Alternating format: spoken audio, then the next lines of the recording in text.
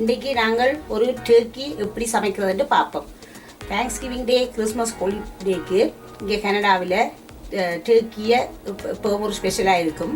அதனால் இன்றைக்கி தாமரை கிச்சன்லேயும் ஹாலிடேக்காக ஒரு டர்க்கி எப்படி சமைக்கிறதுன்னு பார்ப்போம்.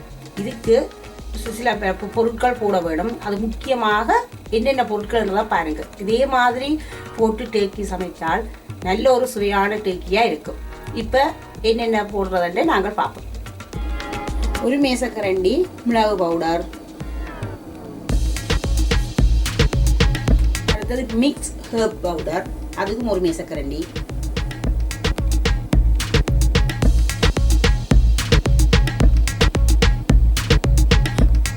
கார்லிக் பவுடர் ஒரு மேசக்கரண்டி,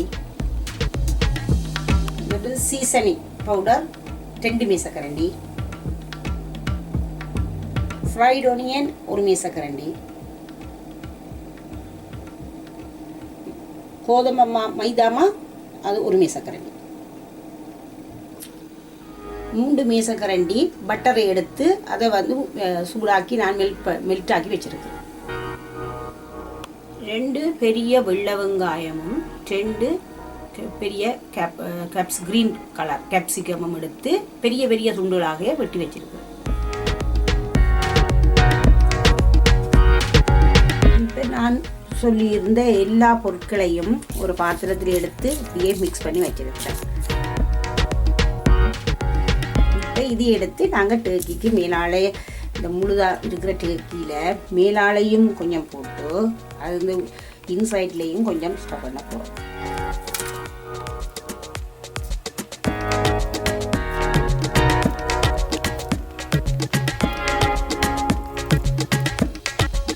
இது எடுத்து இந்த ஸ்கின்னையும் இந்த கிளாலையும் இப்படியெல்லாம் போட்டுக்கிறோம்.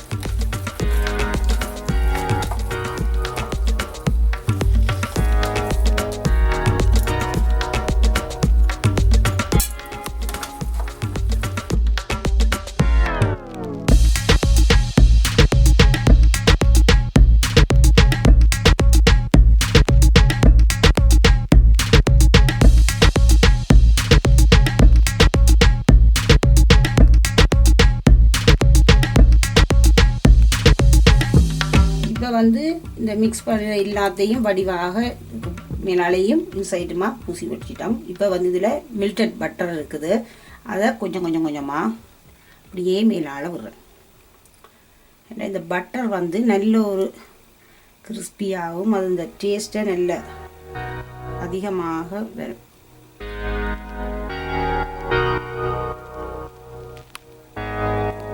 இதை திருப்பிடும் கொஞ்சம் பட்டர் விட போகிறோம். இப்போ இந்த டர்க்கியை நான் திருப்பி போட்டு இந்த அடுத்த சைட்லேயுமா பட்டரை மீனால ஒரு மெல்டட் பண்ணி சிக்கன் பட்டர் அதில் கொஞ்சம் கொஞ்சமாக இது எல்லா இடம் மீனால ஆட் பண்ணிக்கணும்.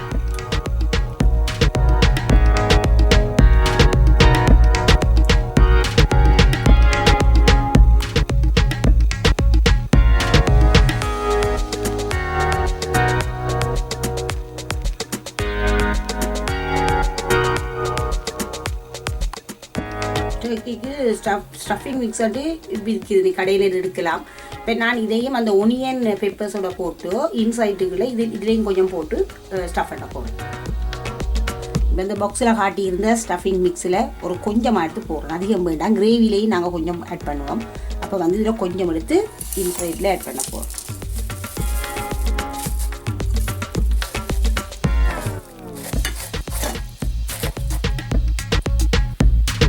கேப்சிகம் ஒனியன் எல்லாத்தையும் இன்சைடில் போட்டு அப்படியே ஸ்டஃப் பண்ணுங்க. பாருங்க, இந்த ஸ்கின்னுக்குள்ளேயும் கொஞ்சம் போட்டுட்டு இந்த இன்சைட்லேயும் கொஞ்சம் போட்டுட்டு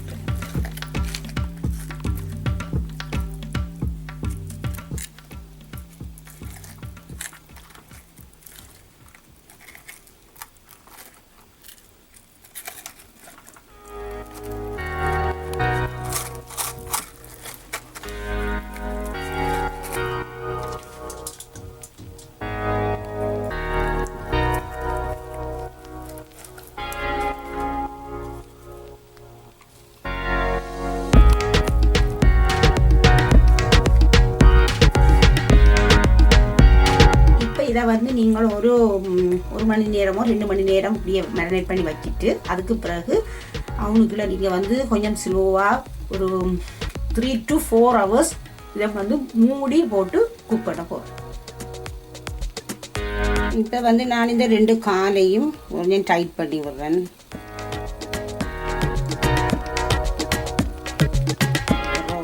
ரோப்பால் கட்டி விட்டால் தான் இது வந்து அப்படியே நிற்கும் அவியலாம். அதே மாதிரி இப்படியே கட்டி வச்சுட்டு இதில் வந்து இதை மூடி போட்டு வைக்கணும்.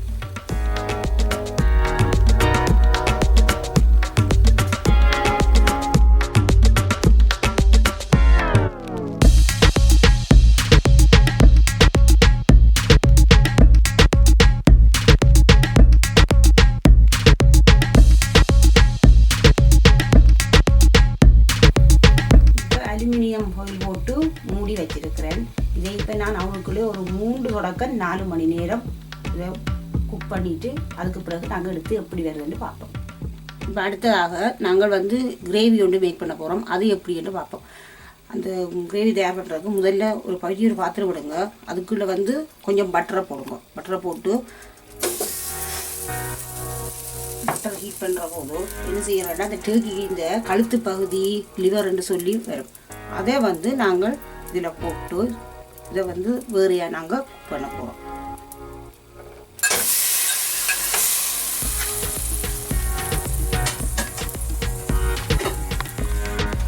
இது வந்து நாங்கள் அந்த டர்க்கிக்கு ஸ்டஃப் பண்ணுறதுகளுக்காக அந்த கொஞ்சம் மேரினேட் பண்ணி வைக்கிறதுக்குன்னு சொல்லி மிக்ஸ் பண்ணினோம். அந்த கார்லிக் பவுடர் சீசனிக்கண்டு அதில் இதுக்கும் ஒரு கொஞ்சம் போடுறோம்.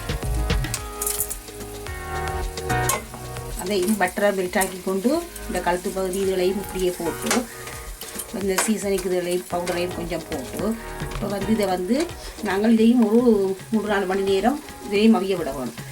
இதுக்கு வந்து நாங்கள் என்ன செய்யறோம்னு சொன்னால் இது மெல்ட் ஆகி கொண்டிருக்கிற போது இதில் வந்து நீங்கள் கேரட், கலர் கேப்சிகம், ஓனியன் உங்களுக்கு வேண்டிய பொருட்களை இதிலையும் போடலாம்.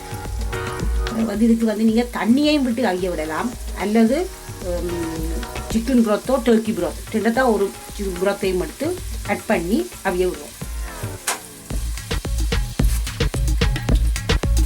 இந்த பட்டரில் வந்து அது குக் பண்ணி கொண்டிருக்கு. இதில் வந்து நான் வந்து ஒரு கலர் இந்த க்ரீன் கேப்சிகம், ஒனியன், ஒரு ஒனியனும் ஒரு கேப்சிகமும் ஒரு பாதி கேப்சிகமும் கொஞ்சம் பெரிய துண்டுகளாகவே போடுவோம்.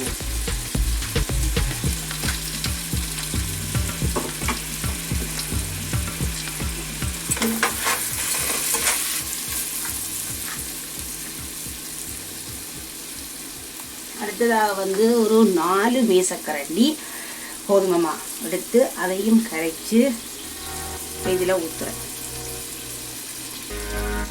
ஏன்னா அந்த க்ரீமியாக பட்டரோட இது மெல்ட் ஆகி உங்களுக்கு அந்த க்ரீமியாக சோஸ் கிடைக்கும்.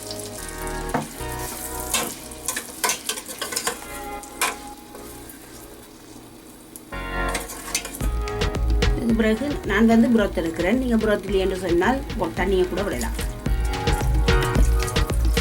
இந்த புரோத்தை ஆட் பண்ணி நீங்கள் இது வந்து அதிகமாக 1 லிட்டர் அளவு 1.5 லிட்டர் அப்படி தண்ணி இருக்கக்கூடிய மாதிரி விட்டு இதை வந்து கிரேவி நல்ல திக்காக வர மட்டும் விட வேணும். அவிக்க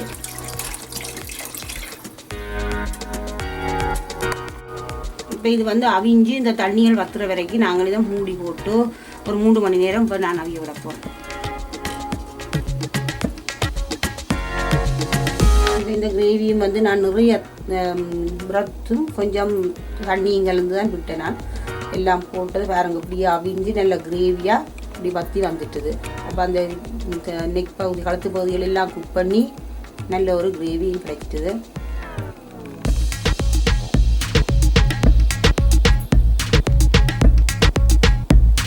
இப்போ வந்து நான் சரியாக 4 மணி நேரம் விட்டு இதை வெளியில் அவங்களேருந்து எடுத்துட்டேன். நல்லபடியாக கிறிஸ்பியாகவும் பாருங்க நடுவில் வந்து இன்சைட் பார்ட் நல்ல ஜூஸியாகவும் இருக்குது. நல்ல வடிவாக குக் பண்ணிட்டுது. இது நல்ல டேஸ்ட்டாக இருக்கும்போது தெரியுது. இனிமேல் இதை வந்து நாங்கள் ஸ்லைஸ் பண்ணி ஒரு பிளேட்டில் எடுத்து இந்த கிரேவியும் ரெடி ஆகிட்டுது. அந்த கிரேவியை விட்டு நாங்கள் இனிமேல் சாப்பிடலாம். இப்போ டர்க்கியை நான் ஸ்லைஸ் பண்ணி பிளேட்டில் பாருங்க சாப்பிட்ற போது இதே மாதிரி எடுத்து இந்த கிரேவியில் உங்களுக்கு வேண்டிய அளவு கிரேவியை மேலால் விட்டுட்டு சாப்பிட்டா நல்ல ஒரு டேஸ்ட்டாக இருக்கும். இந்த கிரேவியும் அந்த நெக் பகுதிகளோட இந்த பட்டர்லாம் விட்டு குக் பண்ண முடியா கிரேவியும் நல்ல டேஸ்ட்டாக இருக்குது.